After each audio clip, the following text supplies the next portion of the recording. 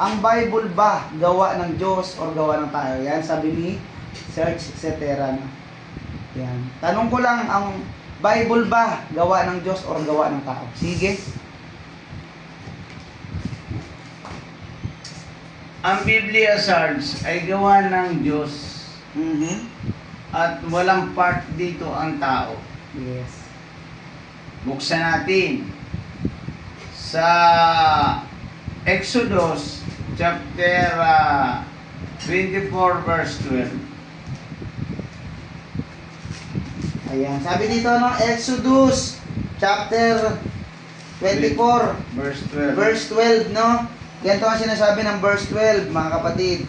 Sinabi ni Yahweh kay Moises, umakyat ka rito, maghintay ka at ibibigay ko sa iyo ang mga tapyas ng batong kinasusulatan ng mga kautusan at ng mga tagubilin.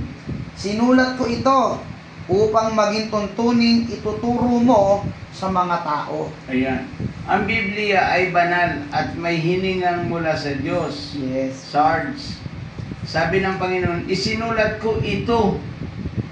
Isinulat ko ito. Nung isinulat ko ng Panginoon, wala itong bawel.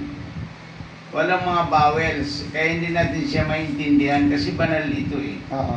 Pagdating dito sa sa New Testament, nung mamatay ang Panginoong Jesucristo, nagkatawang tao, yung mga salita niya ay dapat maintindihan ng tao kasi paano maliligtas ang tao na sasampalataya sa Panginoon kasi hindi niya alam kung paano sumampalataya sa Diyos.